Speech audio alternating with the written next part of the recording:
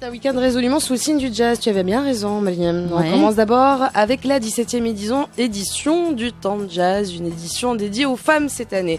Le comité organisateur de l'événement, qui a notamment bénéficié du parrainage d'ONU Femmes, a souhaité mettre en avant les divas du jazz, les chanteuses, mais aussi, et puis surtout, les musiciennes, toutes ces femmes qui ont réussi à investir un domaine généralement dominé par les hommes. Alors, le Temps de Jazz a démarré hier et se poursuivra jusqu'à ce dimanche. Alors, ce soir, on ne rate pas la performance de Florence Fourcade, violoniste très très talentueuse qui a transformé cet instrument classique, le violon, en instrument de jazz swing. Ça vaut le détour. Également au programme ce soir, les filles, Sylvia Howard, grande diva du blue jazz. Ouais. Elle sera accompagnée de son groupe, les Black Label Quintet. Voilà. Demain, on ne rate pas le concert de Neysam Jalal. Ça, c'est un gros coup de cœur, les filles. En fait, c'est une musicienne franco-syrienne. Elle s'est mise à la flûte très très jeune, à 6 ans. Elle surfe sur du jazz rap très avant-gardiste et surtout très engagé. Elle nous réserve de beaux moments. Son concert, c'est demain, je le rappelle. Et puis, également au programme, Terry Lynn Carrington. Elle a déjà collaboré, entre autres, avec Herbie Hancock ou encore Diane Reeves. Voilà, un très beau CV, de belles références qui vous ont, je suppose, déjà définitivement convaincu d'aller la voir. Dimanche, les amis, c'est le close-in. C'est la soirée, plus ou moins. L'apothéose. Pas tant que ça, en fait. Samedi, c'est la grosse soirée où il y a des grosses têtes d'affiche. Dimanche, on reprend un petit peu son souffle.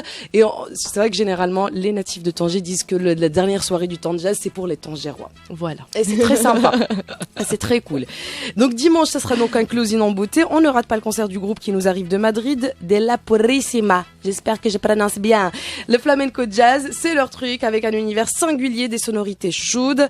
Bref, vous allez adorer. Et on n'oublie pas non plus, alors là, gros coup de cœur, je l'ai rencontrée, elle est génialissime, cette demoiselle, Selma Sherif Khalifi, qui fait partie de la sélection Jeunes Talents. Elle est casablancaise, c'est une jeune femme très talentueuse qui perce dans le métier, et mon petit doigt me dit qu'elle ne tardera pas à gagner en notoriété et rapidement.